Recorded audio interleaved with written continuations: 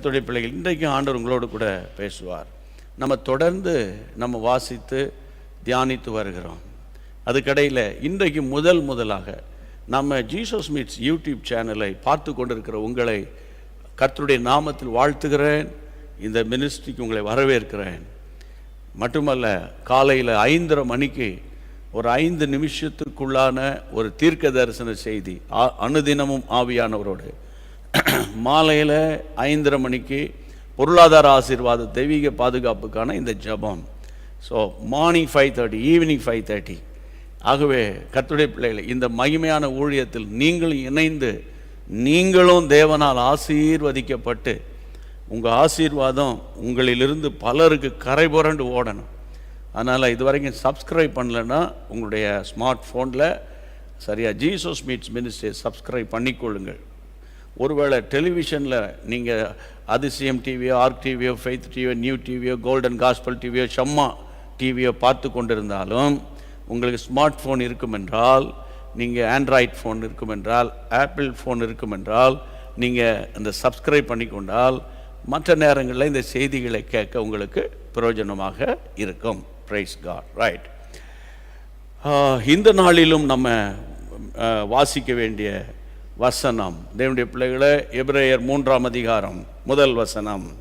இப்படி இருக்க பரம அழைப்புக்கு பங்குள்ளவர்களாகிய பரிசுத்த சகோதரரே, நாம் அறிக்கை பண்ணுகிற அப்போஸ்தலரும் பிரதான ஆசாரியருமாயிருக்கிற கிறிஸ்து இயேசுவை கவனித்து பாருங்கள். கிறிஸ்து இயேசுவை கவனித்து பாருங்கள்.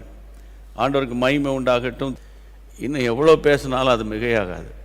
அதனால் இந்த கடைசி நாட்களில் நான் எப்போவுமே இந்த செய்தியை துவங்கும்போது எனக்கு என் மனதில் படுறது என்னன்னு கேட்டால், நம்ம உலகத்தில் எனக்கு ஒரு நாள் ஒருவர் இயேசுவை பற்றி பேசினார். அந்த செய்தியில் நான் குத்தப்பட்டு இயேசுவை ஏற்றுக்கொண்டேன். சரியா? அப்போ இயேசுதான் எனக்கு தெய்வமாக இருக்க வேண்டுமே தவிர, இயேசுவை பற்றி பேசினவரை அந்த தெய்வம் வைக்க வேண்டிய இடத்துல நான் வச்சிட்டேன்னு வைங்களேன், அதுக்கு பேர் தான் விக்கிரகம். சரியா? எனக்கு ஒருவர் பேப்டிசம் கொடுத்தார்கள். அவரை நினைக்கும் போது, அவருடைய ஊழியத்தை நினைக்கும் போது நான் ஆண்டவரை மயப்படுத்துவேன். அந்த தெய்வ மனிதனுடைய ஊழியத்தை நினைத்து கர்த்தரை உயர்த்துவேன். அதனால் எனக்கு அவங்க பேப்டிசம் கொடுத்தாங்க. அதனால் அவர் போட்டோ பிரேம் போட்டு அவரை நான் புகழ்ந்துட்டு இருக்கக்கூடாது. அது அதான் ஒரு விக்கிரகம். அதுதான் விக்கிரகம். ஏன்னா நம்ம நாட்டில் இருக்கிற மக்களுக்கு, அமெரிக்காவில் இருக்கிற மக்களை விட, நியூசிலாண்டில் இருக்கிற மக்களை விட, இங்கிலாண்டில் இருக்கிற மக்களை விட, நம்ம ஏஷியன் கல்ச்சரில் இருக்கிறவங்களுக்கு இதை ரொம்பமா அழுத்தம் கொடுத்து சொல்லணும். ஏன்னா எங்கே போய் செல்ஃபி எடுப்பானே தெரியாது. இதுக்கு மேலே டேரிங்காக எப்படி பேசுறதுன்னு எனக்கு தெரியல. கர்த்தருடைய பிள்ளைகளை, எதுக்கு உன்னை கண்டா உடனே அங்கே போய் நின்று செல்ஃபி எடுத்துருவோம். அதை செல்ஃபி எடுக்கிறது குற்றச்சாட்டு சொல்லலை. ஆனால் நான் சொல்கிற பாயிண்ட் ஆஃப் வியூ உங்களுக்கு புரியும் நம்புகிறேன். இயேசு ஒருவரை தவிர. நேற்று என் மனைவி பிரசங்கம் பண்ணும்போது மறுரூப மலையில் நடந்தது என்ன? ஒரு பக்கம் எலியா வராரு, இன்னொரு பக்கம் மோசே வராரு. உடனே பேதுருக்கு எக்ஸைட்மெண்ட் ஆயிடுச்சு. அவர் ஏற்கனவே ஒரு ஸ்மார்ட்டான ஒரு ஆள், துருன்னு வரக்கூடிய ஆள். உடனே பேதுரை அவனை பார்க்குறாரு. எலியா பற்றி கேள்விப்பட்டோம்ல, நம்ம மோசையை பற்றி எவ்வளோ சம்பவங்கள் கேள்விப்பட்டேன்ல, விட்டுறக்கூடாது அந்த ஆளை. உடனே அவருக்கு ஒரு டென்ட்டை போடு, இவருக்கு ஒரு டென்ட்டை போடு, அப்புறம் மோசைக்கு ஒரு டென்ட், அப்புறம் ஏசப்பா உங்களுக்கு ஒரு டென்ட்டை போடுறேன் அப்படின்னு நம்ம இங்கேயே கொட்டடித்து பாட்டு பாடுவோம். நம்ம ஊரில் பண்ணுற மாதிரி மலையிலே இருந்துருவோன்னு. ஒரு மேகம் வந்தது, நிழலிட்டது. அந்த சம்பவத்தை நேற்று அந்த கூட்டு ஜெபத்தை குறித்து பேசும்போது கண்ணை முழிச்சு பார்த்தா இயேசு ஒருவரை தவிர வேற ஆளெல்லாம் போயிட்டாங்க. அடாடா, மிஸ் பண்ணிட்டோமே. இல்லைப்பா, மலை விட்டு இறங்குப்பா, கீழே மக்கள் காத்திருக்காங்கப்பான்னு இயேசு கூட்டிகிட்டு வந்துட்டார். ஏன்னா நம்ம ஆட்களுக்கு, இந்த கர்த்தருடைய பிள்ளைகளை, இந்த காலத்தில் அப்படி ஏதாவது ஒன்று ஒரு செல்ஃபி எடுத்துக்கிட்டா மோசேன்னு கேட்டிருப்பான்.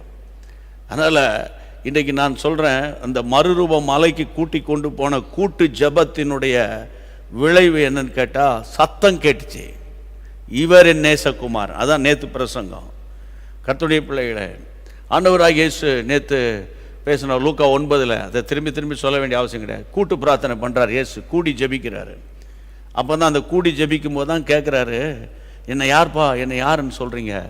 பேதுரு தான் டக்குன்னு ஒரு ஷார்ப்பாக அவர் வெளிப்பாடு சொன்னார். அப்போ கூட்டு பிரார்த்தனையில் சத்தம் கேட்குது, கூட்டு பிரார்த்தனையில் வெளிப்பாடு கிடைக்குது. எவ்வளோ அருமையான சத்தியங்கள் பாருங்கள். நேற்று நம்ம கேட்டோம். எனக்கு அன்பான கர்த்தருடைய பிள்ளைகளை, கூட்டு பிரார்த்தனை அப்புறம் எங்கே இயேசு செய்தது கெத்செமனை தோட்டத்தில் உங்களுக்கு தெரியும். அந்த கூடி ஜெபிக்க தானே நேற்று இன்னைக்கு அவங்க கூடி ஜெபம் பண்ணாங்க, எத்தனையோ முறை கூடி ஜெபம் பண்ணாங்க. ஆனால் கடைசி கட்டத்தில் அவன் தூங்குறான் பாருங்க கூட்டு ஜெபத்தில். அப்போ கர்த்தருடைய பிள்ளைகளை, ஆனாலும் அந்த ஆண்டவர் சொன்னார், சோதனைக்குட்படாதபடி விழித்திருந்து ஜெபிக்கணும். அப்போ இந்த நாட்களில் இந்த கூட்டு ஜெபங்களை குறித்து நம்ம தொடர்ந்து பேசிக்கிட்டே வரோம். இயேசு சொல்லி கொடுத்த கூட்டு பிரார்த்தனை, தனி ஜெபம், குழுவாக ஜெபிப்பது, குடும்பமாக ஜெபிப்பது, சபையாக ஜெபிப்பது, தேசமாக ஜெபிப்பது. அதனால் நம்முடைய மைண்டில் அப்படியே எலாபரேட்டட் ஆகணும். அது ஒரு சின்ன குட்டி வட்டம் போட்டுக்கிட்டு நான், என் மூத்த பையன், என் ஒய்ஃபுக்கு தங்கச்சி பையன், அப்புறம் இப்படியே சுற்றிக்கிட்டு வந்ததெல்லாம் போயிருச்சு. இப்போ நம்ம ஸ்ட்ரீட்டு, அப்புறம் நம்முடைய நகர், அப்புறம் நம்மளுடைய நகரம், அப்புறம் நம்முடைய மாநிலம், அப்புறம் நம்முடைய தேசம். ஆமென். அந்த அளவுக்கு தேவன் நம்மை உருவாக்கி கொண்டு வருகிறார். அந்த வகையில் இன்றைக்கு நம்ம தொடர்ந்து இந்த கூட்டு ஜெபத்தை பற்றி நம்ம பேச போகிறோம். நீங்கள் வாசிக்க வேண்டிய நல்ல வசனம் என்னன்னு கேட்டால், அப்போஸ்தலர் 4ஆம் அதிகாரம் 31ஆம் வசனத்தை வாசிப்போம். அவர்கள் ஜெபம் பண்ணின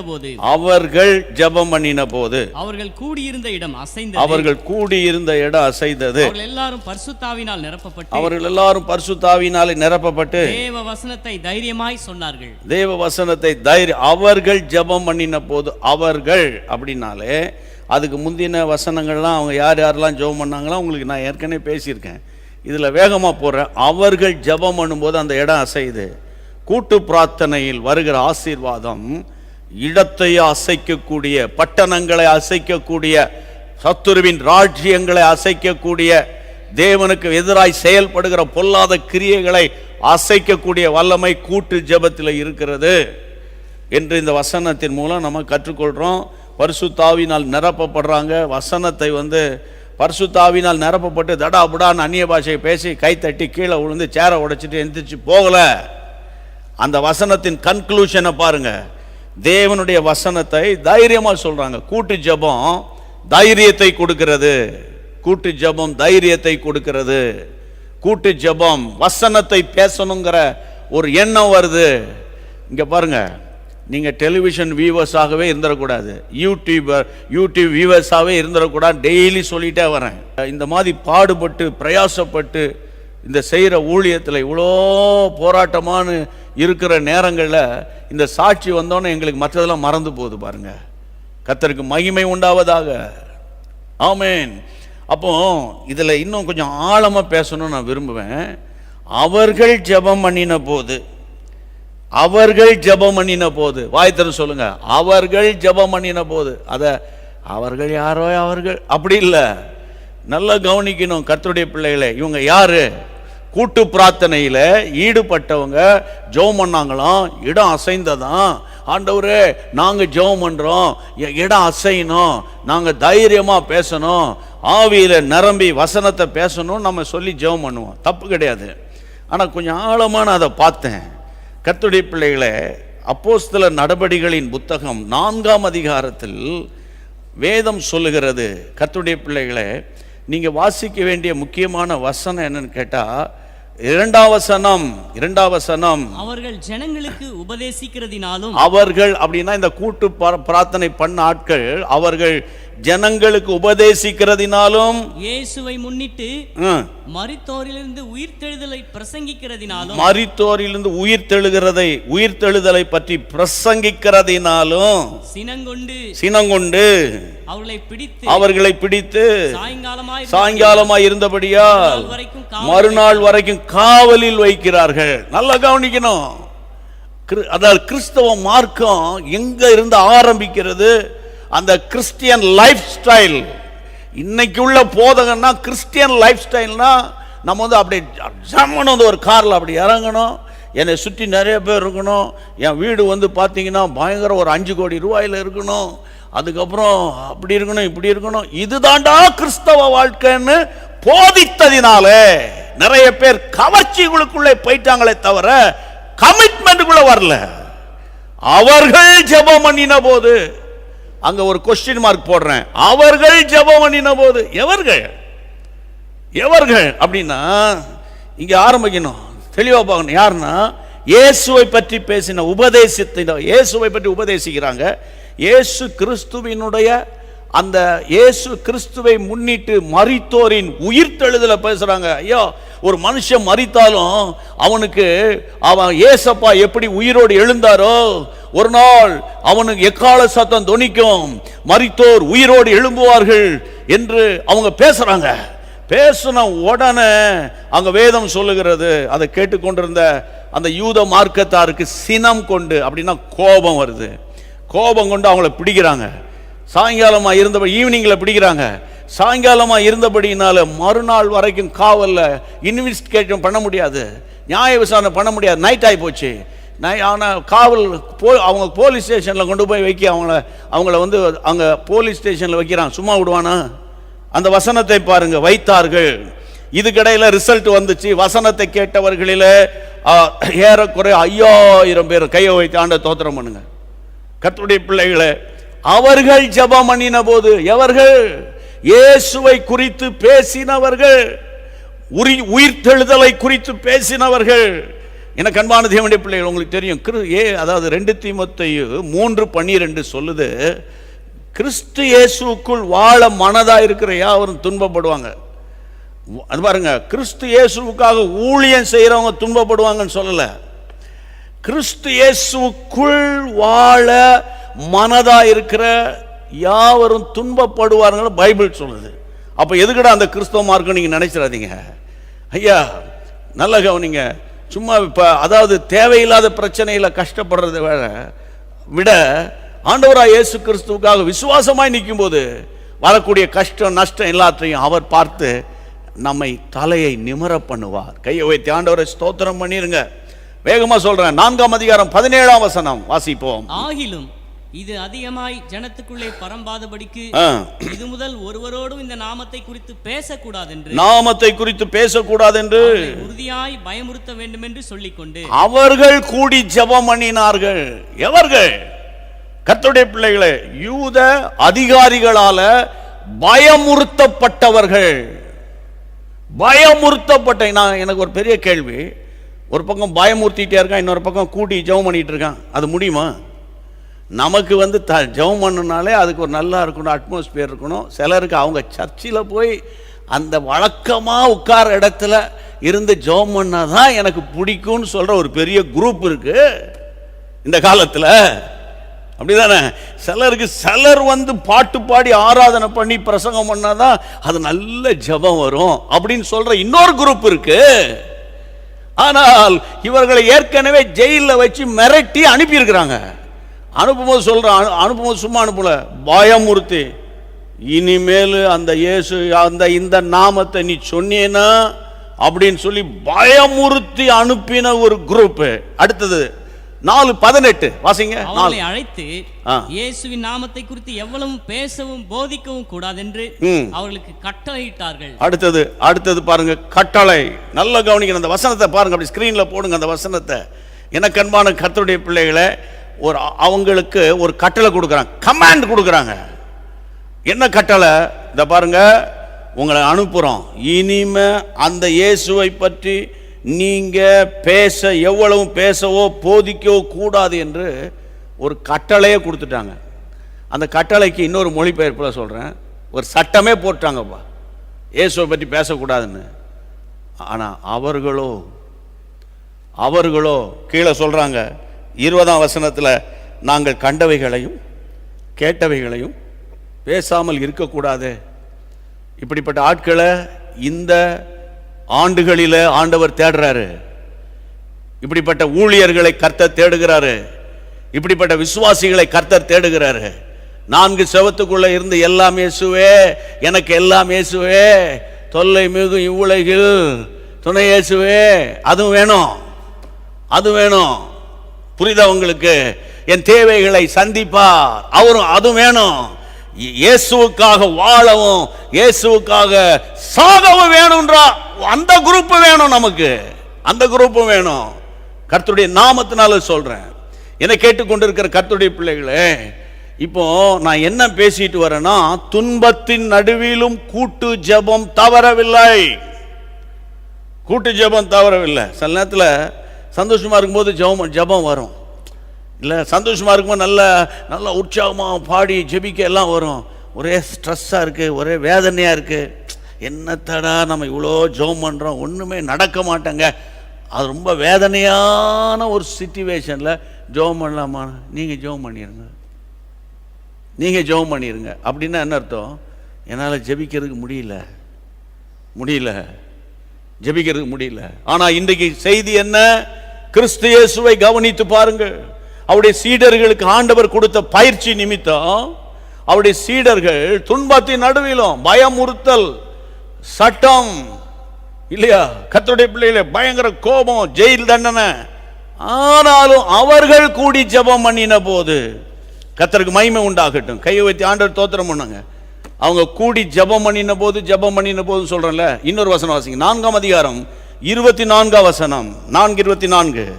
அவர்கள் அதை கேட்டு ஒருமனப்பட்டு தேவனை நோக்கி சத்தமிட்டு வேகமா வாசிங்க. கர்த்தாவே, நீர் வானத்தையும் பூமியையும் சமுத்திரத்தையும் அவையிலுள்ள யாவற்றையும் உண்டாக்கின தேவனாயிருக்கிறீர். புறஜாதிகள் கொந்தளித்து ஜனங்கள் விருதா காரியங்களை சிந்திப்பானேன் என்றும், கர்த்தருக்கு விரோதமாகவும் அவருடைய கிறிஸ்துவுக்கு விரோதமாகவும் பூமியின் ராஜாக்கள் எழும்பி நின்று அதிகாரிகள் ஏகமாய் கூட்டம் கூடினார்கள் என்றும் தேவரீர் உம்முடைய தாசனாகிய தாவீதின் வாக்கினால் உரைத்தீரே. நல்ல கவனிங்க. பயங்கரமான ஒரு கிரிட்டிக்கல் சிச்சுவேஷன் அப்படின்னு சொன்னா அது மிகையாகாது. இந்த சிச்சுவேஷன்லயும் அவர்கள் கூடி ஜெபம் பண்ணின போது அப்படின்னு அதை மொட்டையா பேசுறது எனக்கு பிரியம் கிடையாது. அவர்கள்னா எப்படிப்பட்ட சூழ்நிலை டீட்டெயிலாக சொல்லிட்டு வந்தேன். இப்போ அவங்க ஜெபிக்கிற முறையை சொல்றேன். கூட்டு பிரார்த்தனையில அவங்க கையாளுகிற ஜெபிக்கிற முறை வசனம் சொல்லுது பாருங்க. அவர்கள் அதை கேட்டு ஒரு மனப்பாடு. கூட்டு ஜெபத்தில் நல்லா கவனிக்கணும். கூட்டு ஜெபத்தில் ஒரு பிரேயர் குரூப் இருந்தால் அதுக்கு ஒரு லீடர் இருப்பாங்க, லீடர் இருக்கணும். அவங்க அந்த லீடர்ஷிப்பில் ஒரு ஜெப குறிப்பு சொல்லும்போது எல்லாரும் காது கொடுத்து முதல்ல கேட்கணும். அவங்க என்ன பிரேயர் பாயிண்ட் சொல்றாங்கன்னு கேட்கணும். புரியுதா உங்களுக்கு? தமிழ்நாட்டுக்காக இப்பொழுது ஒருவர் ஜெபியுங்கள் அப்படின்னு ஒரு ஜூம் மீட்டிங்கில் உங்களுக்கு சொல்றாங்க. அதை உடனே ஒருவர் ஜெபம் பண்ணோன்னா ஒருத்தர் ஆரம்பிக்கிறார், ஆண்டவரே ஆப்கானிஸ்தானுக்காக ஜெபம் பண்ணிட்டு இருக்கிறோம்ப்பா, அப்பா பர்மாவுக்காக ஜெபம் பண்ணிட்டு இருக்கோம்ப்பா அப்படின்னு ஜெபம் பண்ணா, அந்த ஜெபம் சொன்னார்ல, லீட் பண்ணார்ல, அவர் திரும்ப சொல்லுவார் தமிழ்நாட்டுக்காக ஜெபம் பண்ணுங்கன்னு. கடைசியில் ஒரு வார்த்தை தமிழ்நாட்டுக்காக ஜெபம் பண்ணணும். அப்போ அந்த கூட்டு பிரார்த்தனையில் ஒரு சக்சஸ்ஃபுல்லாக மாறணும். அதையும் நான் இடையிடையே சொல்லி கொடுக்கணும் உங்களுக்கு. கர்த்தருடைய பிள்ளைகளை இன்றைக்கு அந்த வசனத்தை பாருங்க. அவங்க ஜெபிக்கும் போது ஒருமனப்படுறாங்க. ரெண்டாவது தேவனை நோக்கி பார்க்குறாங்க. மூணாவது முணுன்னு ஜெபம் பண்ணல. நிறைய பேருக்கு கேள்வி, சத்தம் போட்டு தான் ஜெபம் பண்ணுமா? 4 தெருவுக்கு கேட்கணுமா? 4 தெருவுக்கு கேட்க வேணாம். புரியுது அவங்களுக்கு? 40 வீட்டுக்கு கேட்க வேண்டாம்.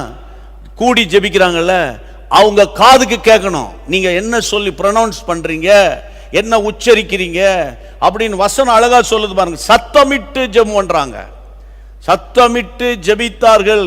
அந்த ஆங்கிலத்தில் பாருங்க, they lift up their voice. ஆமென். அவங்க வாயை திறந்தா தானே சத்தம் வரும். ஜெபிக்கும் போது முணுமுணுன்னு ஜெபிக்காதீங்க, நல்ல தெளிவா ப்ரொனவுன்ஸ் பண்ணுங்க. வாயை திறந்து அவங்க சத்தமிட்டு ஜெபிக்கிறாங்க. அப்போ எவர்கள் அப்படின்னா பயமுறுத்தப்பட்டவங்க, பயங்கரமான அடி வாங்கி ஜெயிலில் இருந்து வெளியே வந்தவங்க, அப்புறம் பயமுறுத்தப்பட்டவங்க மாத்திரமல்ல, இனிமே சொல்லக்கூடாது என்ற ஒரு கட்டளை அவங்களுக்கு பிறப்பிக்கிறாங்க. அப்படிப்பட்ட ஆட்களை குறித்து இந்த வசனம் சொல்லுகிறது. அவங்க ஒருமனப்பட்டு சத்தமிட்டு ஜெபித்தாங்க. இன்னொரு விஷயம் முக்கியமானது, 25-26 நம்ம வாஸ்தம், புறஜாதிகள் கொந்தளித்து ஜனங்கள் விருதா காரியங்களை சிந்திப்பான் என்றும். அதாவது இந்த உபத்திரவ நேரத்திலும் கூட்டு பிரார்த்தனையில தாவீது சொன்ன 2ஆம் சங்கீதத்தை இந்த இடத்துல அவர்கள் நினைவு கூறுகிறார்கள். பாருங்க எப்படி தாவீதினுடைய 2ஆம் சங்கீதத்தை நீங்க வாசித்து பார்த்தீங்கன்னா இந்த வசனம் அங்க இருக்கும்.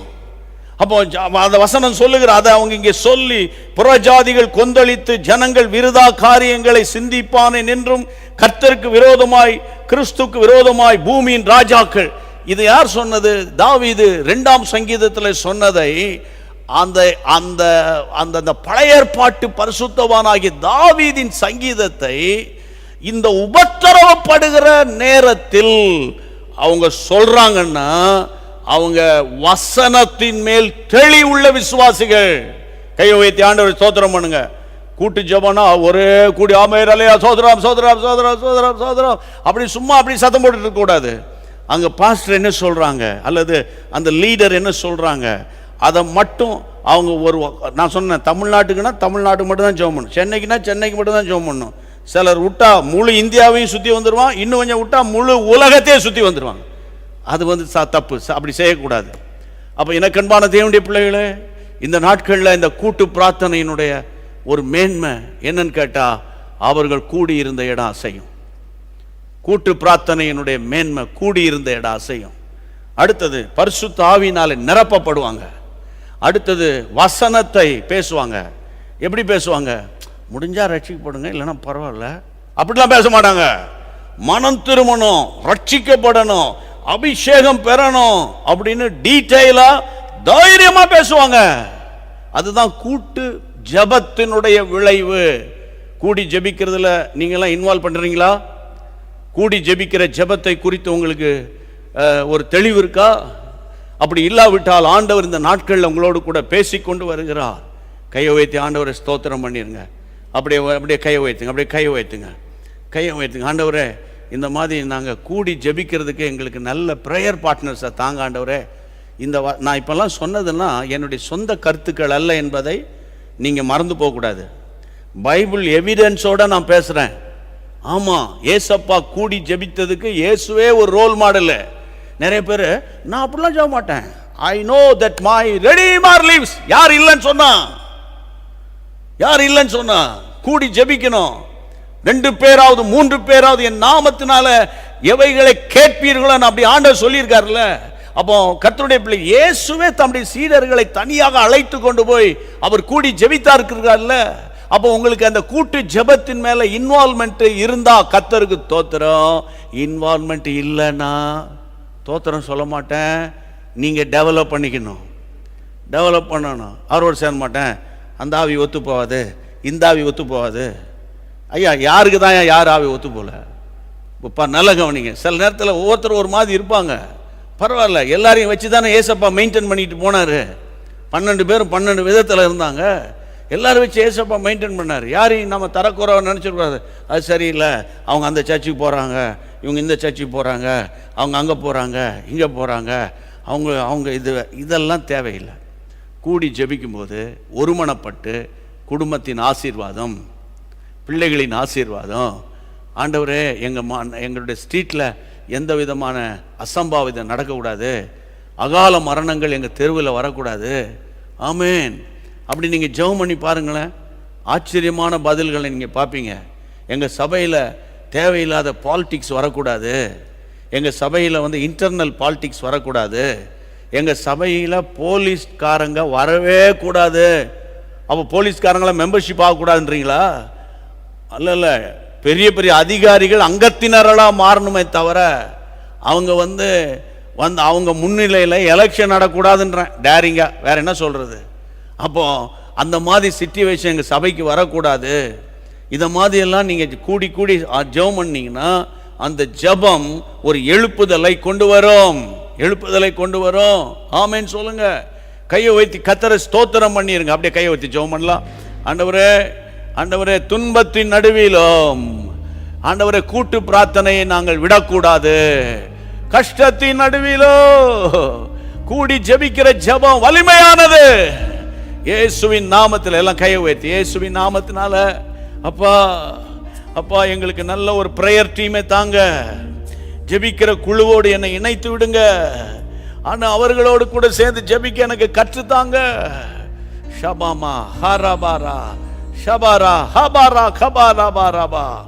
ஆமென், ஆமென், ஆமென். எல்லா கையை வைத்து இயேசுவின் நாமத்தில், இயேசுவின் நாமத்துல ஆண்டவரே எங்க வீட்டுக்குள்ள ஒரு ஜெபக்குழுவை நாங்கள் ஏற்படுத்த எங்களுக்கு உதவி செய்யுங்க. ஜெபம் பண்ணுங்க. வீடுகள் தோறும் ஜெபக்குழுக்கள் ஆரம்பிக்கட்டும். அதன் மூலம் சபைகள் வளரட்டும். அதன் நிமித்தம் சபைகள் வளரட்டும். வீடுகளில் கூடி விசுவாசிகளே, உங்க மெம்பர்ஸ் எல்லாம் கூடி உங்க சபைக்காக நீங்க ஜெபிக்க ஜெபிக்க ஜெபிக்க சபையின் வளர்ச்சியை தேவன் உயர்த்துவார். வளர்ச்சியை சாத்தான் கெடுக்காதபடி தடுக்காதபடி பாதுகாத்துக் கொள்வார். உங்கள் வீட்டை கர்த்தர் ஆசீர்வதிப்பார். கரங்களை தட்டி ஸ்தோத்திரம் பண்ணிருங்க. ஆமென்.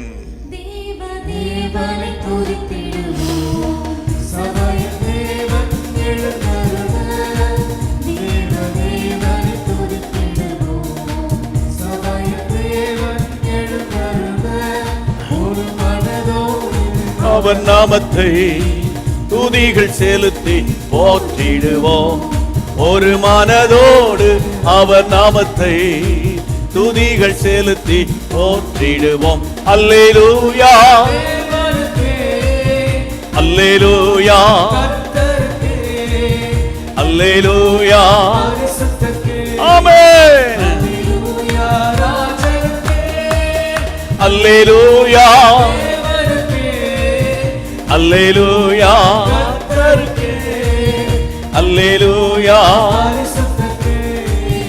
அல்லேலூயா. ஆமென் ஆமென். அடுத்த வசனம் வாசிப்போம். கிறிஸ்து இயேசுவை கவனித்து பாருங்கள் என்ற சத்தியத்தை தொடர்ந்து நாம் கேட்டுக்கொண்டே வருகிறோம். கிறிஸ்து இயேசுவின் சீடர்களுடைய கூட்டு பிரார்த்தனை நாம் பார்த்து கொண்டு வருகிறோம். அப்போஸ்தலர் 16ஆம் அதிகாரம் 13ஆம் வசனம். அப்போஸ்தலர் 16:13. ஓய்வு நாளில் நாங்கள் பட்டணத்துக்கு வெளியே போய் ஆற்றின் அருகே வழக்கமாய் ஜெபம் பண்ணுகிற இடத்தில் உட்கார்ந்து அங்கே கூடி வந்த ஸ்திரீகளுக்கு உபதேசித்தோம். ஆமென். வழக்கமாக ஜெபம் பண்ணுகிற இடத்துல உட்கார்ந்து கூடி வந்த ஸ்திரீகள், வழக்கமான ஜெபம் பண்ணுகிற இடம். என்னை கவனிக்கணும் கர்த்தருடைய பிள்ளைகளே.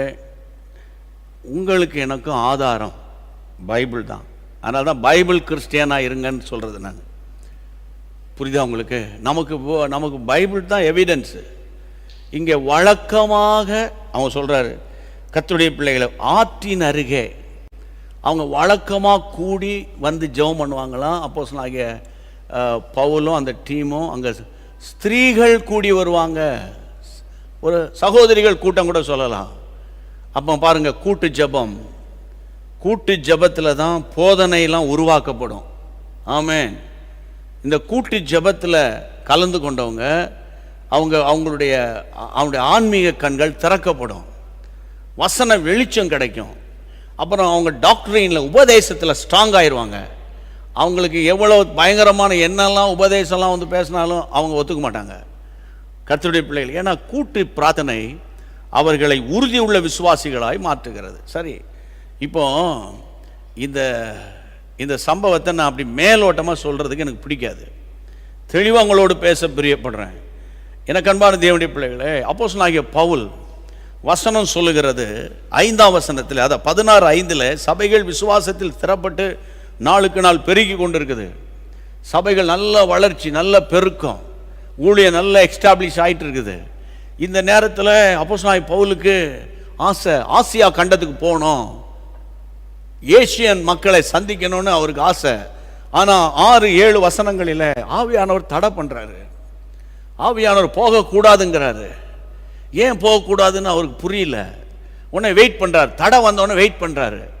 உடனே அன்றைக்கு அவங்க துறவா பட்டணத்துக்கு வராங்க. 9ஆம் வசனத்தில் அன்றைக்கு ராத்திரி பவுலுக்கு ஒரு தரிசனம் கிடைக்குது. மெக்கதோனியா நாட்டு மனுஷன் வந்து சொல்கிறாரு, எங்கள் நாட்டுக்கு வாங்க, எங்களுக்கு உதவி செய்யுங்கன்னு வந்து வேண்டிக் கொள்கிற ஒரு நைட்டில் அப்போஸ்தலனாகிய பவுலுக்கு ஒரு விஷன் தருவது. அதை மெக்கடோனியன் விஷன் என்று சொல்லுவாங்க. அப்போ கர்த்தருடைய பிள்ளைகளே, மக்கதோனியா தேசத்துக்காரன் சொல்லி இன்வைட் பண்ணுறாரு, தரிசனம் கொடுக்குறாரு. உடனே அவர் உள்ளத்தில் ஒரு நிச்சயம் வருது.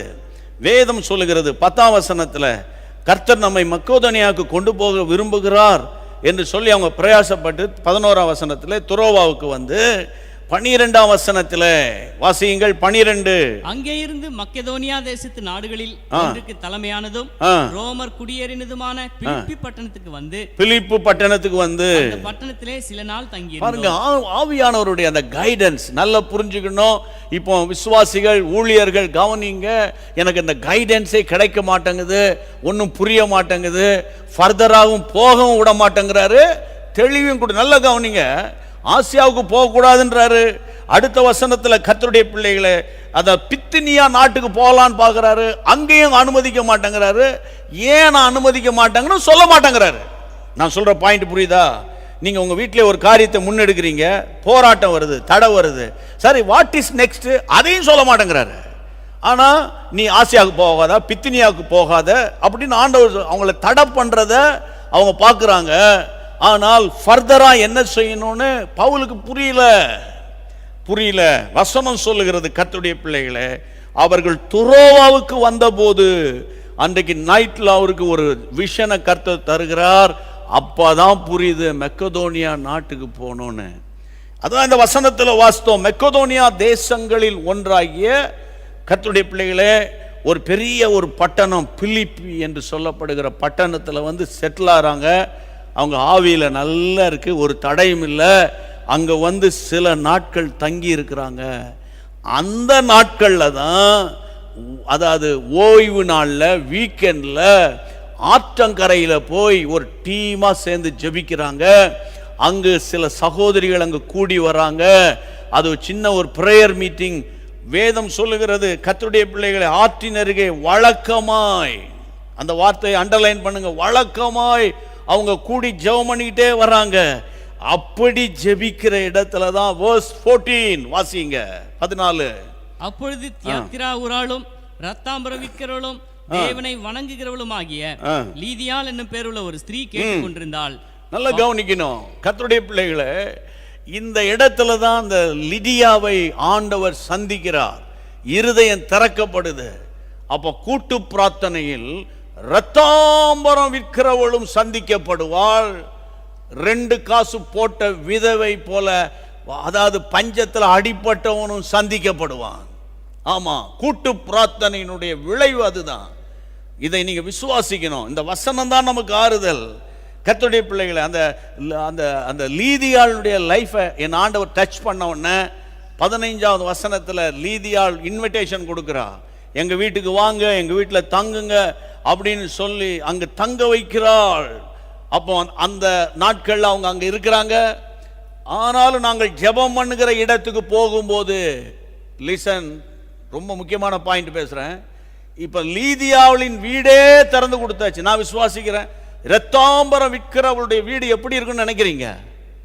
எப்படி இருக்குன்னு நினைக்கிறீங்க? அந்த வீட்டில் போய் செட்டில் ஆனாலும் வழக்கமாய் ஜெபிக்கிற ஆற்றங்கரையை மறக்கவில்லை. கையை வைத்து ஆண்டவர் ஸ்தோத்திரம் பண்ணுங்க. கர்த்தருடைய நாமத்தில் பேசுறேன். இன்னைக்கு ஓரளவுக்கு செட்டில் ஆயிட்டோம், எல்லாம் செட்டில் பண்ணிட்டோம், பசங்களாம் கல்யாணம் பண்ணிட்டேன், எல்லாம் பண்ணிட்டேன், முடிஞ்சா வரேன். அது எப்படி உங்க வாயில வரும் முடிஞ்சா வரேன்னு? ஆமென். உங்களுடைய பிரேயர் டீம்ல இப்போ நீங்க போறீங்களா இல்லையா? உங்க ஜூம் மீட்டிங் போறீங்களா இல்லையா? முடிஞ்சா பார்க்கலாம், முடிஞ்சா வரேன், பிஸி ஆயிட்டேன், ஒருத்தர் ஃப்ரெண்டு வந்துட்டாரு.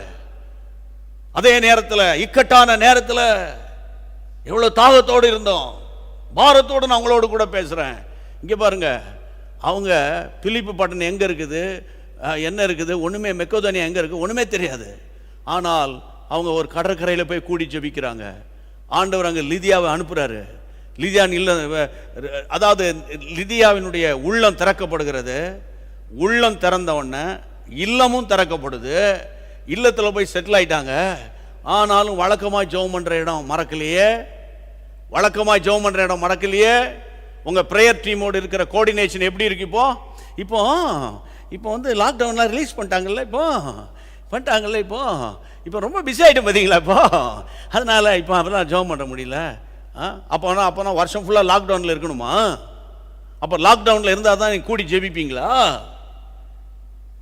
கர்த்தருடைய நாமத்தினால சொல்கிறேன், லாக்டவுன் இருக்கோ இல்லையோ, உங்களுடைய ப்ரேயர் டைம், அந்த ப்ரேயர் டீம் நீங்கள் டெவலப் பண்ணிக்கிட்டே போகணும்.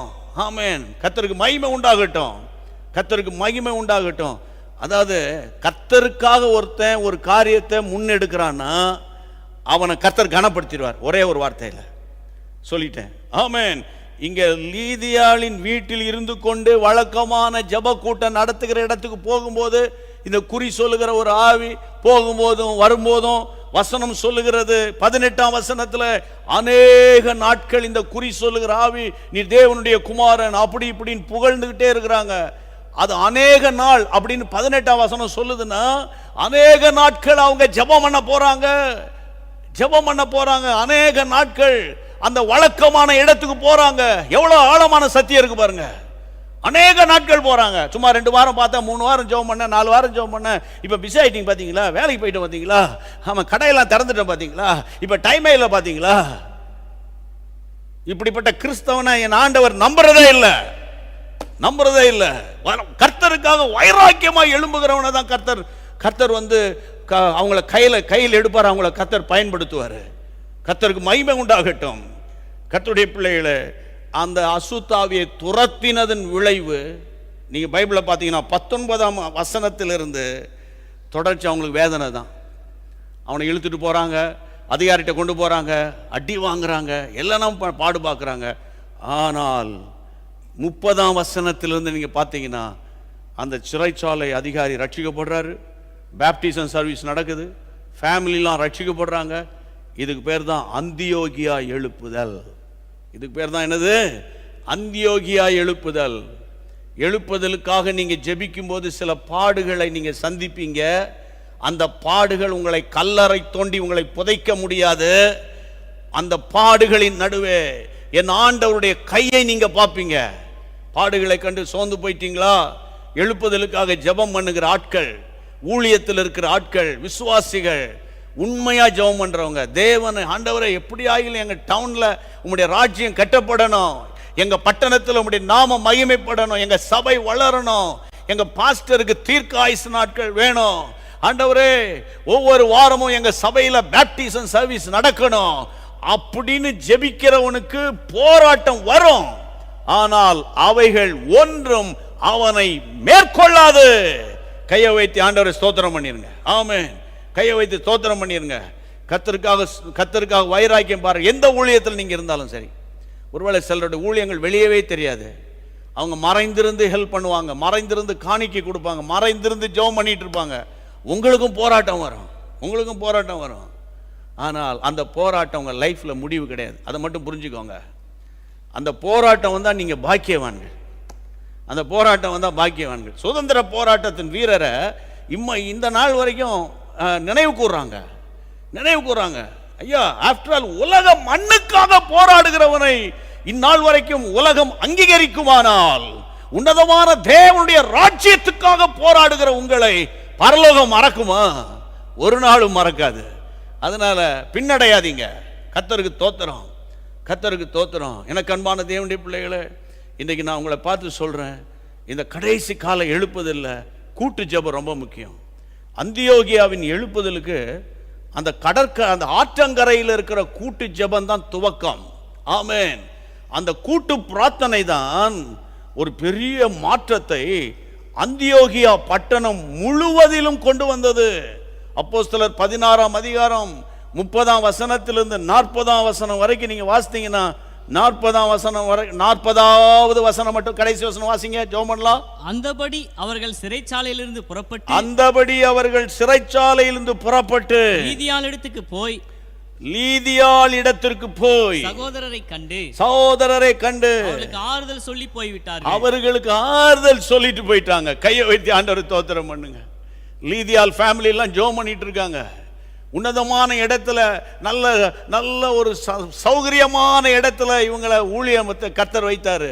திடீர்னு சிறைச்சாலைக்கு போனாங்க, அடி வாங்கினாங்க. பவுலும் சீலாவும் அந்த நைட்ல அந்த ஜெயிலில் அடி வாங்கியிருக்காங்க. அடியா, சாதாரண அடியா? தொழு மரத்தில் கையங்காலம் கட்டிவிட்டாங்க. செம அடி, பயங்கரமான அடி. ஆனால் அடிப்பட்ட அந்த தேவ பிள்ளைகள் 2 பேரும் நடு இரவில் ஜெபம் பண்ணுறாங்களே. அது எப்படி அடி வாங்கினவன் ஜெபம் பண்ண முடியும்? ஐயா, அடி வாங்கினவனுக்கு தான் தெரியும் இது எழுப்புதலுக்காக வருகிற அடி. அதனால இது அங்கங்க போய் கள்ள கணக்கு எழுதி அடி வாங்கல.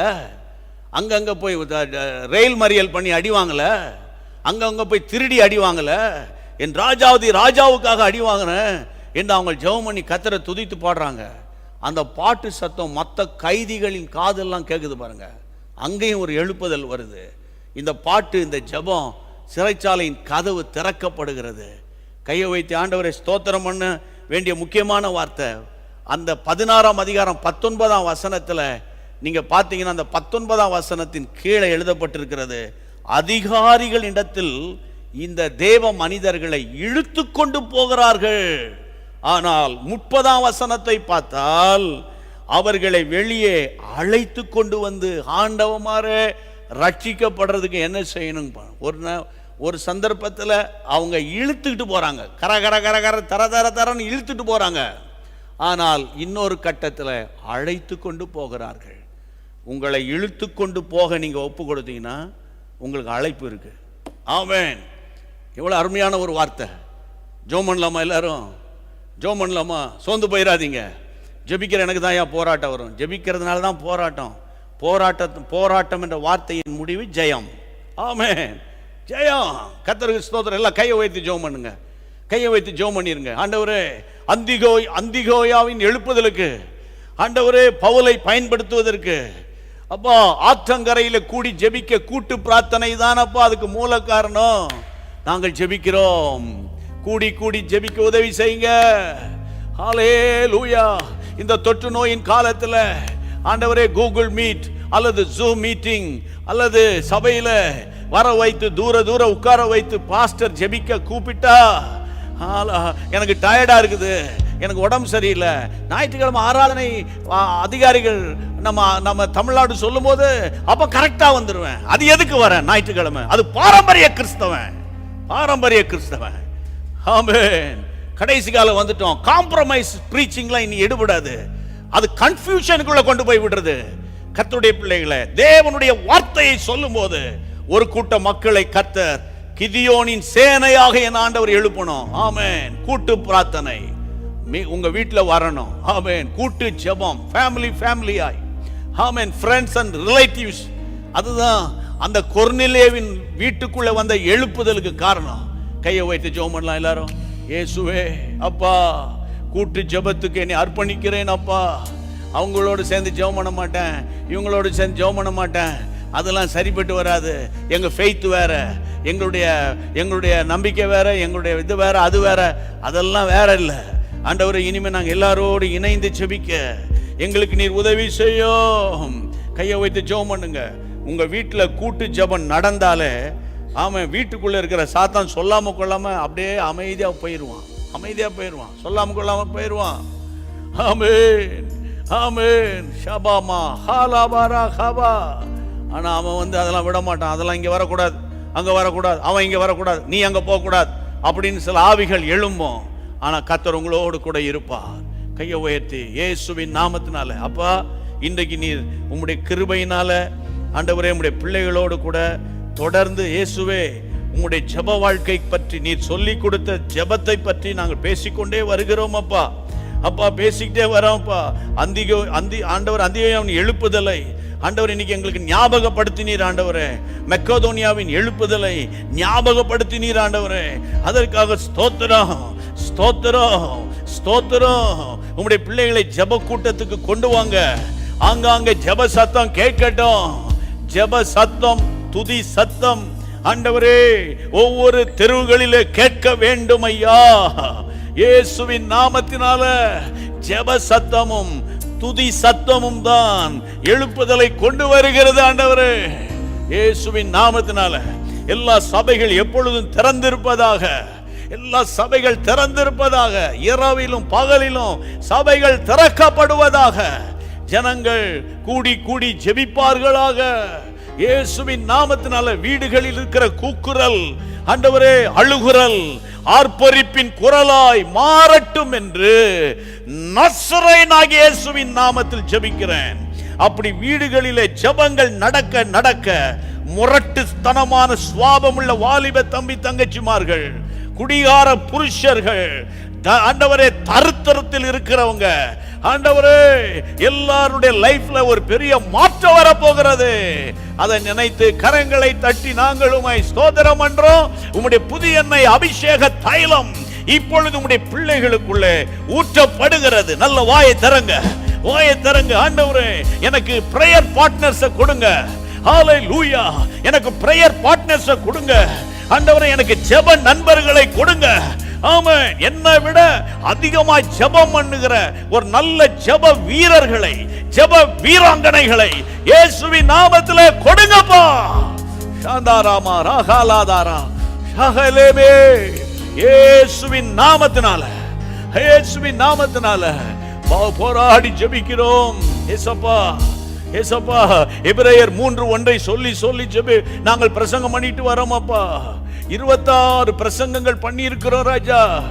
ஆண்டவரே, இது ஒரு புத்தக வடிவில் வந்தாலும் நலமா இருக்குமே. எங்கள் ஆண்டவர் அதுக்கு உதவி செய்யணுமே. நாங்கள் ஜெபிக்கிறோம் தகப்பனே.